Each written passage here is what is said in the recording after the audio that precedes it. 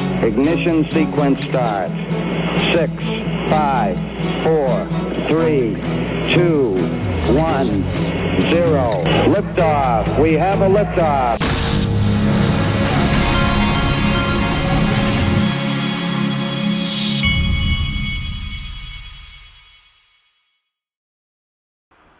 Hey everybody, this is the Digital Asset Investor, and today in my private group I'm going to do something that I very rarely, hardly ever have done since 2018. I've told you 1,000 times, I'm not one of those guys that has sources.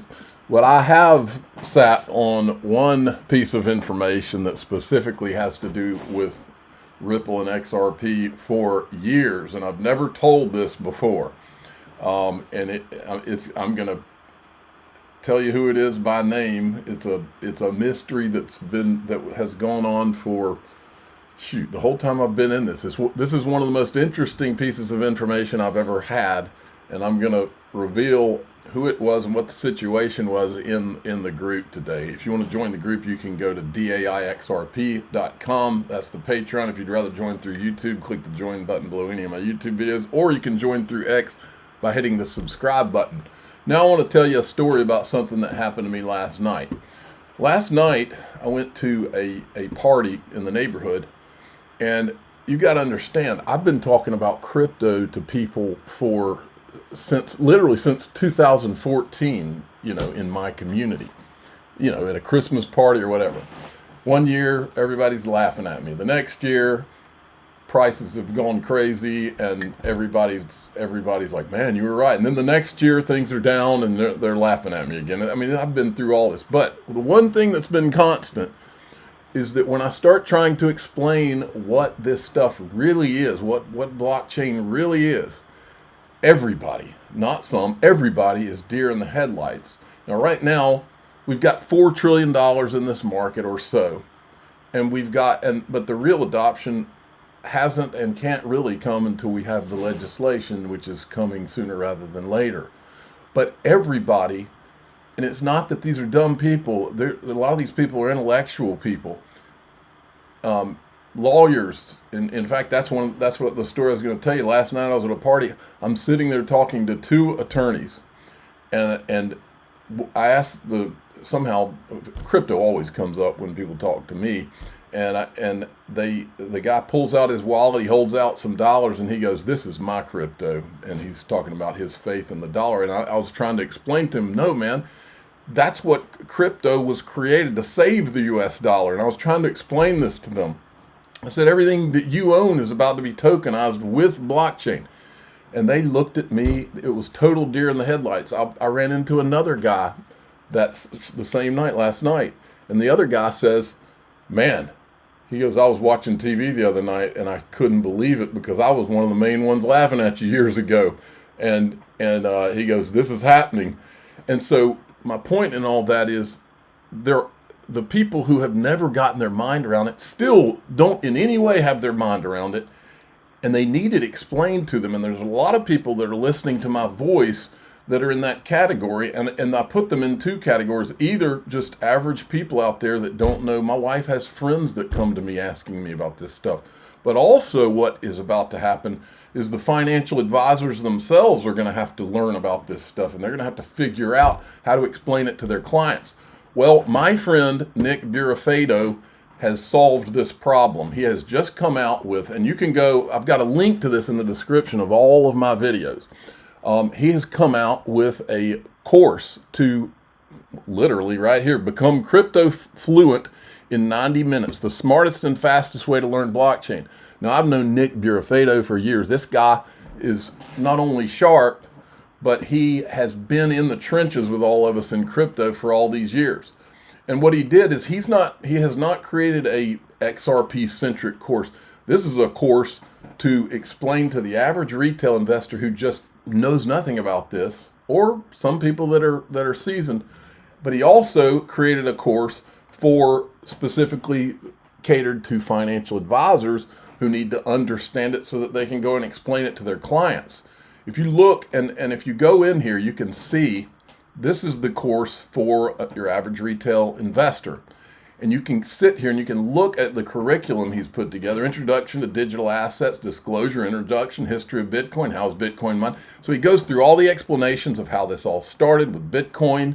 And then he goes in and he explains all of the different, there is none of this, all the infighting that goes on, Bitcoin versus this versus this. That's not what this is about. He's trying to teach because the people that are coming, they don't care about all of that.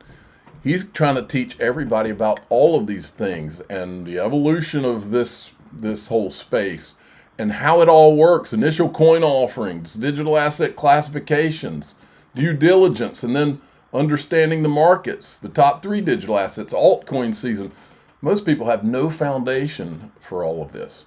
And so you can go into these courses and you can actually learn. It's like a 90-minute course and it is ready to go. I actually went through it with him, and the guy is extremely thorough. So for those of you that are listening to my voice, especially who just don't even know where to start, this is for you. If you're a financial advisor out there and you don't even know where to start to have a foundational understanding to explain to your clients and potential clients, because write it down, financial advisors, you're going to be allocating 1 to 5% of your clients' portfolios to this, and it's probably going to be more like 40 or 50. And then when everything's tokenized, it's going to be all of it. Okay? So, you can go to Crypto Coach Nick. That's Nick, N-I-C-K, not just the C. So CryptoCoachNick.com, and you can go and get started today. Go to it. All right, we've got ourselves a 282 XRP. The market's still flat. I'm still sitting here waiting, hoping that we get a little more of a pullback so I can dive in. I'm pretty disciplined with this stuff. Look at this, Bitcoin Jesus. Roger Ver has reached a deal with prosecutors agreeing to pay $48 million to settle tax fraud charges. I'm glad to see that. I met him in Singapore. He's a very nice guy. Look at this from Unknown DLT. Quadrillion dollar opportunity, cross-border payments, global cross-border payments, a $1 quadrillion evolving market. And I said, only one company in crypto has been focused on cross-border payments for over a decade. Only one. And then this is great. This is from a while back. Davos 2022. This is Anders putting this out. A big shift is in motion. Wave 1, shadow crypto finance. They should have included Tether down here, the offshore Tether down here on this graphic. This is the unregulated industry, but wave 2 is the banks and regulated financial institutions, and it's got all the big banks here. You can see BNY Mellon, Morgan Stanley. Morgan Stanley is where I was a financial advisor back in the day. Goldman Sachs, JP Morgan, they're all coming. Visa and MasterCard, remember those names, or at least remember Visa for sure. That'll be applicable when I reveal the person in the group. Eleanor Terra, and then, by the way, when I reveal the person in the group, you will know a lot of this is a psyop. To me, it's pretty clear. Scoop, a dust-up between Senate Democrats and Republicans over leaked DeFi regulation proposal from Democrats is unfolding behind the scenes, stalling bipartisan market structure talks and potentially pushing a markup date even further out. More to come in tomorrow's newsletter. Stay tuned. And then, so like I told you folks, there's going to be drama on the crypto legislation so that all these politicians can get their TV time heading for an election. Here's one of the politicians talking about trying to get this thing passed. I think we still have an opportunity to get clarity across the line by the end of the year, although the focus and attention is making sure that we get the government back open. There's a lot of ongoing conversations as well about clarity and market structure on the Senate side. I'm actually continuing in conversations with some of my Senate colleagues on that topic throughout the week this week. And so I'm hopeful that as we come on the other side of the shutdown, that we have an opportunity to hit the ground running and have the Senate move forward quickly. And I think the opportunity there is to build on the success that we had in the House legislation. And if the Senate chooses to use the House text as their base text, I think what we have is an opportunity to get this bill still done, signed into law by the end of the year. I'm all for it.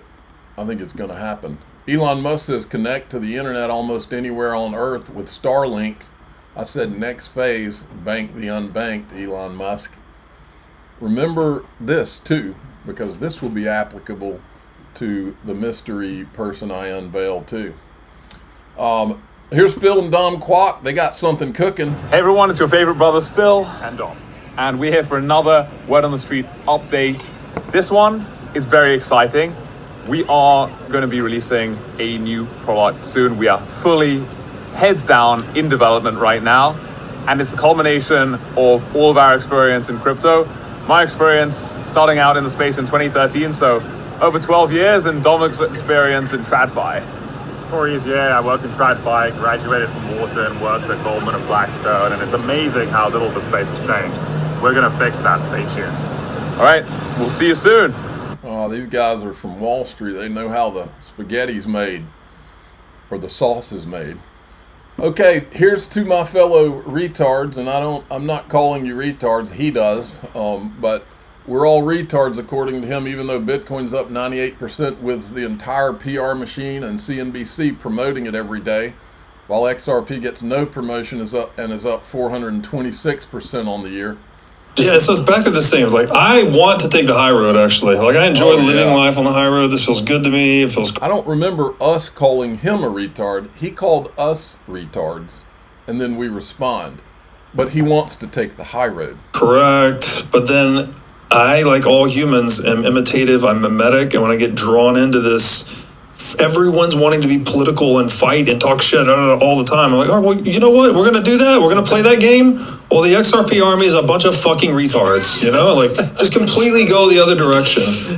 But for purposes of propagating the message, right? Because the XRP army is a bunch of fucking bots and retards, right? You're either a bunch of innocent dummies that don't know. Yeah, you're either a bot or you're a victim of the psyop. Mm-hmm. Well, that's what I'm saying. The innocent victims are retarded. I'm sorry. You are. You are retarding your own financial growth. You're retarding your own intellectual growth. You're retarding the growth of everything. Your family, your bloodline. When you put it like that, yeah. Yeah, and I'm not trying to be an ableist here where I was like, oh, but it's bad. It's really, really bad. It's like being a US dollar maximalist, you know? It's like, or possibly worse. But, so anyways, these two buoys I'm always trying to sail between. I find myself drifting a lot, but I prefer to go over here. Okay, so we're retards. Now, if you listen to some of the things Bill Maher is saying in this clip, I don't think it's us that's the retards, because these questions are right in your face, and I've always had them. This is why I've never been comfortable with Bitcoin. Bitcoin was started, and against this backdrop, folks, think about what all we've been through. The financial crisis where they bailed out their friends, COVID where they marketed this thing and everybody in their gut knew something didn't feel right. We knew we were being censored on Twitter 1.0 and a lot of the other platforms back in the day, but they told us we weren't. It's like we're always living through some psyop. For 10 years, Bitcoin, Ethereum, Bitcoin. Those are red flags to me. I've learned that those are red flags. Cryptocurrency was started as a goof, really, by someone we don't know who it is, somebody who used the fake name. Well, actually, they do know who it is, but they're lying to us about it. And that is a huge red flag for me. It was a decentralized currency so that really when it started, so you could pay for things and not be detected. Like it was all this underground. It's for criminals. It was, That's when who it uses started, it was for criminals. See, that part of it, yeah, it has been for a lot of criminals, but that's not why it was created. It was created for exactly the opposite, partly created for that, which is to catch the criminals. And many other things. But it's still for criminals. But humanity just attaches value to things that really mean nothing. You're wearing a black T-shirt. That could be a black T-shirt from Target. You put a Ralph Lauren thing on it. We just say that that's worth more. But it exists. It's something. Bitcoin is nothing. Do you know how they establish Bitcoin? Why it uses more electricity than some countries? Did you know that? That's the other problem that's an elephant in the room that I've always had a problem with. It makes no sense. When you don't need to waste all the energy, why would you? About Bitcoin? I did know that. Okay. Mining. Because mining. There are football field size buildings that have nothing but supercomputers that are, it's like the game of pick a number from 1 to 10, except the number is between 1 and infinity. And the person guessing the number is in the matrix. And the person who has created the number is a fictional person also. And that's a way to run a currency. Matt Damon, love him, but him and the other celebrities who told people to get into this, they're getting an awful lot of shit now, and I understand why. They suggested that people get into this Ponzi scheme, and it's not going to come out well for any of them. I think it's not going to come out well for most of them, but some people are actually scoring. The odd one. Okay, well, Seth Green got his Bored Ape stolen. His monkey. Yeah. Yeah. It's just supposed to be... It's also very easy for the money to just disappear if, you forget your password. Yeah. Then Right. it's just gone. Right, but if you forget where you bank, you can lose it too. Okay. All right. Now, this is probably... I'm going to do a big reveal in DAIXRP.com, folks. If you have ever wanted to hear me reveal a name, today's the day. This one has to do with XRP. It has to do with one of the great mysteries of this space all these years, and I'm going to tell you the name, and when you hear the name, it should be an awakening moment for you. Okay, I'm the digital asset investor. I'm not an investment advisor. This is for entertainment purposes only. Please subscribe, hit the like button, tell your friends and family. Away we go.